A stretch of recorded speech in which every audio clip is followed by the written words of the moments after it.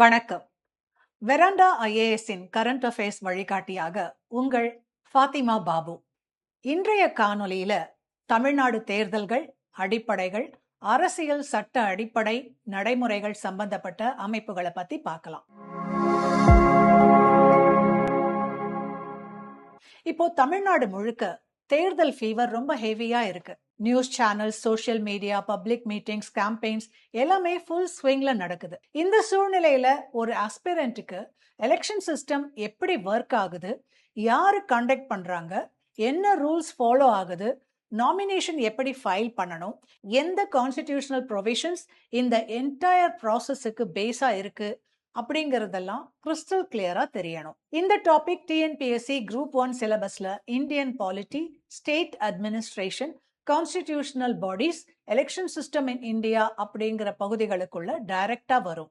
அதனால இந்த entire election ப்ராசஸ conceptual கிளாரிட்டியோட புரிஞ்சுக்கிறது எக்ஸாம் பெர்ஸ்பெக்டிவ்ல ரொம்ப முக்கியம். முதல்ல நாம முழு கான்செப்ட் எக்ஸ்பிளைன் பண்றதுக்கு முன்னாடி இந்த எலெக்ஷன் சிஸ்டத்துக்கு கான்ஸ்டிடியூஷனல் அடிப்படை என்னன்னு பார்க்கலாம். இந்திய அரசியல் சட்டத்துல ஆர்டிகிள் 324 எலெக்ஷன் கான்டக்ட் பண்ற முழு அதிகாரத்தையும் எலெக்ஷன் கமிஷன் ஆஃப் இந்தியாவுக்கு கொடுக்குது. அதாவது பார்லிமெண்ட், ஸ்டேட் லெஜிஸ்லேச்சர், பிரசிடென்ட் மற்றும் வைஸ் பிரசிடென்ட் தேர்தல்களை கண்டக்ட் பண்ற சுப்ரீம் அத்தாரிட்டி எலெக்ஷன் கமிஷன் தான்.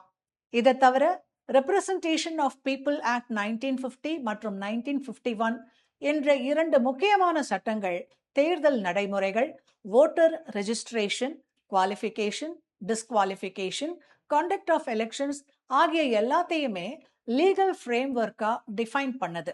இந்த கான்ஸ்டிடியூஷனல் மற்றும் ஸ்டாட்யூட்டரி ஃப்ரேம்வொர்க் தான் தமிழ்நாடு உட்பட இந்தியா முழுசும் எலெக்ஷன் சிஸ்டமோட பேக் போனா இருக்கு. இப்போ இந்த அடிப்படையை புரிஞ்சுக்கிட்டு முழு எலெக்ஷன் கான்செப்டை ஒரு லாஜிக்கல் ஃப்ளோல பார்க்கலாம். தேர்தல்னா என்ன? ஒரு தேர்தல் அப்படிங்கிறது ஒரு சாதாரண பொலிட்டிக்கல் நிகழ்வு இல்லை. அது ஒரு கான்ஸ்டிடியூஷனல் ப்ராசஸ்.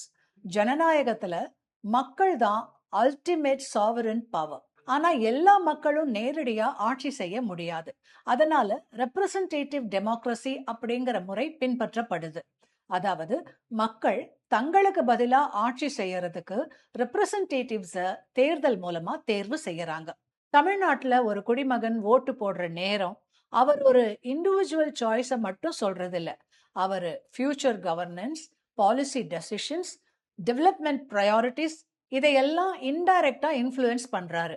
இந்த என்டையர் பவர் டிரான்ஸ்ஃபர் மெக்கானிசம் தான் எலெக்ஷன் சிஸ்டம். இதனால எலெக்ஷன் அப்படிங்கிறது டெமோக்ரஸியோட ஹார்ட் அப்படின்னு சொல்லலாம். தேர்தல் இல்லைன்னா ஜனநாயக ஆட்சியே மீனிங்ஃபுல்லா இருக்காது. தமிழ்நாட்டுல நடைபெறுகிற தேர்தல்களின் வகைகள். தமிழ்நாட்டுல பல நிலைகள்ல தேர்தல் நடக்குது. ஒவ்வொரு எலெக்ஷனும் ஒரு ஸ்பெசிபிக் லெவல் கவர்னன்ஸை உருவாக்குது. முதலாவது சட்டமன்ற தேர்தல். தமிழ்நாடு சட்டமன்றத்துல மொத்தம் 234 தொகுதிகள் இருக்கு. ஒவ்வொரு கான்ஸ்டிடியூன்சியிலையும் மக்கள் ஒரு எம்எல்ஏவை தேர்வு செய்யறாங்க. இந்த எம்எல்ஏஸ் தான் மெஜாரிட்டி அடிப்படையில அரசு அமைக்கிறாங்க. மெஜாரிட்டி எம்எல்ஏஸ் செலக்ட் பண்ற லீடர் சீஃப் மினிஸ்டர் ஆகி ஸ்டேட் எக்ஸிகியூட்டிவ் பவரை எக்ஸசைஸ் பண்றாரு. அதாவது ஸ்டேட் கவர்னன்ஸ் டைரக்ட்லி இந்த எலெக்ஷன் மூலமா உருவாகுது. ரெண்டாவது பார்லிமெண்டரி எலெக்ஷன். இதுல தமிழ்நாட்டிலிருந்து தேர்வு செய்யப்படுற எம்பிஸ் லோக்சபாவில் ரெப்ரசன்டேஷன் அளிக்கிறாங்க. இவங்க நேஷனல் லெவல் லெஜிஸ்லேஷன் மற்றும் பாலிசி மேக்கிங்ல பங்கேற்கிறாங்க. இதன் மூலமா மாநிலத்தோட குரல் தேசிய அரசியல் அமைப்புல பிரதிபலிக்குது. மூணாவது உள்ளாட்சி தேர்தல்கள். Corporation, municipality, town panchayat, village panchayat ஆகிய லோக்கல் பாடிஸுக்கு தேர்தல் நடத்தப்படுது. இந்த தேர்தல்கள் லோக்கல் கவர்னன்ஸ் மற்றும் கிராஸ் ரூட்ஸ் டெமோக்ரஸிக்கு ரொம்பவே முக்கியமானவை. மக்கள் வாழும் பகுதியில directly service delivery, infrastructure, sanitation போன்ற இஷ்யூஸ் இந்த லோக்கல் பாடிஸ் மூலமா அட்ரஸ் செய்யப்படுது. நாலாவது பை எலெக்ஷன்ஸ். ஒரு எம்எல்ஏ அல்லது எம்பி போஸ்ட் காலி ஆயிட்டா அந்த பர்டிகுலர் கான்ஸ்டிடியூன்சிக்காக மட்டுமே பை எலெக்ஷன் நடத்தப்படும். இதுவும் எலெக்ஷன் கமிஷன் சூப்பர்விஷன்ல தான் நடைபெறும். இந்த எல்லா தேர்தல்களும் ஒரே கான்ஸ்டிடியூஷனல் மற்றும் லீகல் ஃப்ரேம்வொர்க்குள்ளார ஆப்ரேட் ஆகுது. தேர்தலை நடத்தும் அமைப்புகள். இப்போ ஒரு முக்கியமான கேள்வி. தமிழ்நாட்டுல தேர்தலை நடத்துறது யாரு? பலருக்கு இது ஸ்டேட் கவர்மெண்ட் கண்டக்ட் பண்றது போல தோணும். ஆனா உண்மையில எலெக்ஷன் கண்டக்ட் பண்ற constitutional authority election commission of India தான். ஆர்டிகிள் 324 படி எலெக்ஷன் கமிஷனுக்கு சூப்பரிண்டெண்டன்ஸ், டைரக்ஷன் மற்றும் கண்ட்ரோல் ஓவர் எலெக்ஷன்ஸ் என்ற முழு அதிகாரம் வழங்கப்பட்டிருக்கு. அதாவது எலெக்ஷன் ஷெட்யூல் அனௌன்ஸ் பண்ணறதுல இருந்து ஃபைனல் ரிசல்ட் டிக்ளரேஷன் வரைக்கும் முழு ப்ராசஸையும் சூப்பர்வைஸ் பண்ற பொறுப்பு இசிஐக்கு இருக்கு. ஸ்டேட் லெவல்ல சீஃப் எலெக்டோரல் ஆஃபீஸர் எலெக்ஷன் அரேஞ்ச்மெண்ட்ஸை கோஆர்டினேட் பண்ணுவாரு. டிஸ்ட்ரிக்ட் லெவல்ல district election officer logistics, polling stations, security arrangements போன்றவற்றை மேனேஜ் பண்ணுவாரு. கான்ஸ்டிடியூவன்சி லெவல்ல returning officer nomination process, scrutiny, polling conduct, counting process ஆகியவற்றை டைரக்டா சூப்பர்வைஸ் பண்ணுவாரு. பூத் லெவல்ல booth level officers voter list verification, booth management, voter awareness activities போன்ற ground level பணிகளை handle பண்ணுவாங்க. இந்த முழு நிர்வாக அமைப்பு எலெக்ஷன் மெஷினரின்னு அழைக்கப்படுது. இதன் மூலமா சென்ட்ரலைஸ்ட் அத்தாரிட்டி மற்றும் டீசென்ட்ரலைஸ்ட் எக்ஸிகியூஷன் அப்படிங்கிற பேலன்ஸ்டு ஸ்ட்ரக்சர் உருவாகுது. வேட்பாளர் மனு தாக்கல்.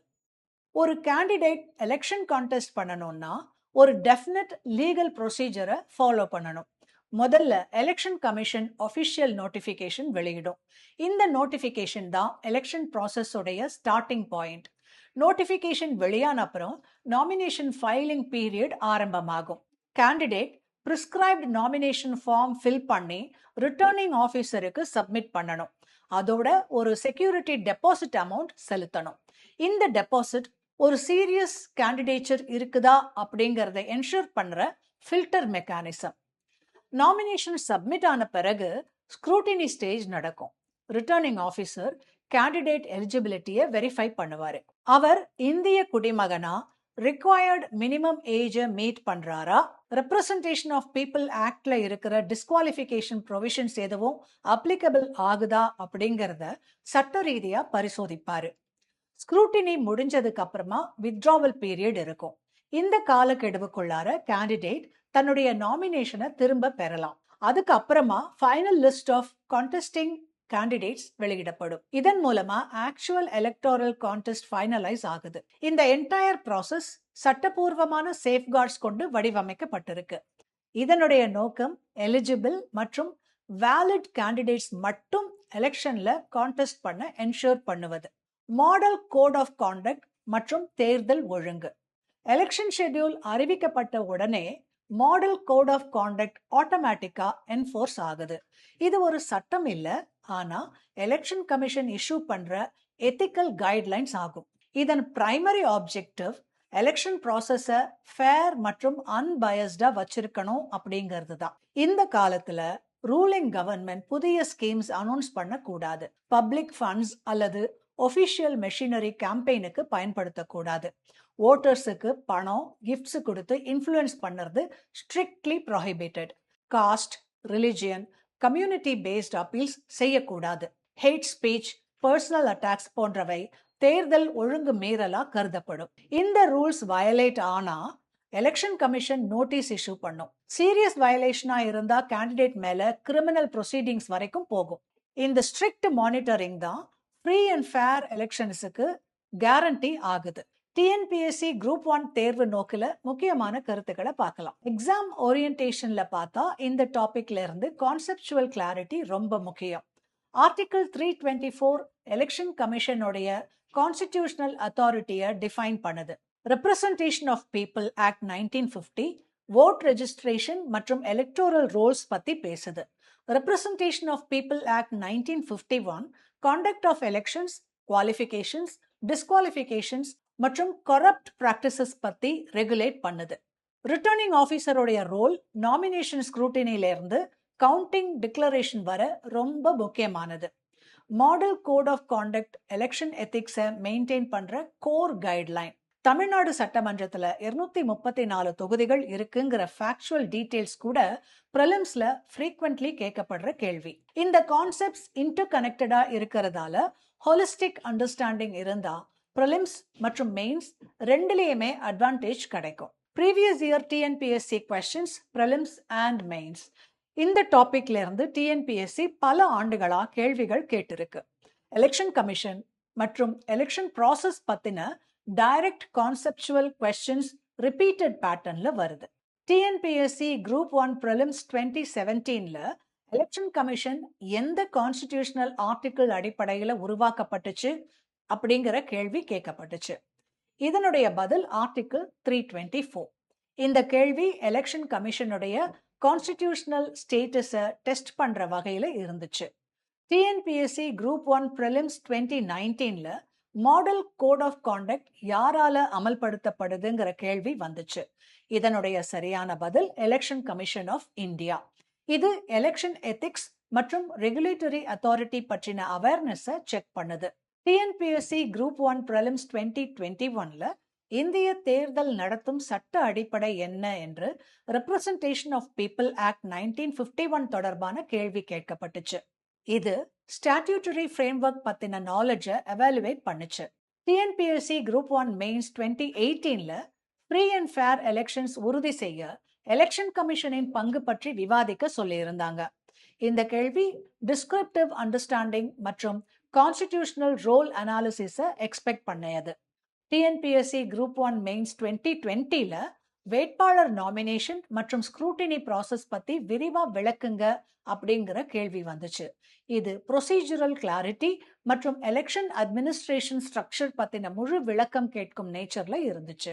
இந்த ப்ரீவியஸ் கொஸ்டின்ஸ் பேட்டர்ன் பார்த்தாலே election commission, nomination process, model code of conduct, constitutional provisions ஆகிய பகுதிகள் தொடர்ந்து முக்கியத்துவம் பெறுகின்றன அப்படிங்கிறது தெளிவாகுது. தமிழ்நாட்டில் தேர்தல் ஒரு அரசியல் நிகழ்வு மட்டும் இல்லை, அது ஒரு கான்ஸ்டிடியூஷனல் எக்ஸசைஸ். ஆர்டிகிள் 324 முதல் ரெப்ரசன்டேஷன் ஆஃப் பீப்புள் ஆக்ட் வரைக்கும் பல சட்ட அடிப்படைகள் இணைஞ்சு இந்த முழு எலெக்ஷன் மெஷினரியை இயக்குகின்றன. மக்கள் அளிக்கிற ஒரு வாக்கு மூலம் மாநில ஆட்சி உருவாகுது. அதனால எலெக்ஷன் சிஸ்டமை புரிஞ்சுக்கிறது எக்ஸாம் ப்ரிப்பரேஷனுக்கு மட்டும் இல்லை, ஒரு பொறுப்புள்ள குடிமகனா இருக்கிறதுக்கும் அடிப்படை அறிவு. இந்த முழு கான்செப்சுவல் கிளாரிட்டியோட இந்த டாபிக்கை ரிவைஸ் பண்ணினா டிஎன்பிஎஸ்சி குரூப் 1 பாலிட்டி பகுதியிலேருந்து வர்ற கேள்விகளை கான்ஃபிடென்ட்டா ஹேண்டில் பண்ண முடியும். இது வரைக்கும் இந்த காணொலியில எலெக்ஷன் ப்ரொசீஜர் பத்தியும் அது சம்பந்தமான பல விவரங்களையும் பார்த்தோம். இந்த காணொலியில தமிழ்நாடு தேர்தல்கள், அடிப்படைகள், அரசியல் சட்ட அடிப்படை, நடைமுறைகள், சம்பந்தப்பட்ட அமைப்புகள் இதெல்லாம் பார்த்தோம்.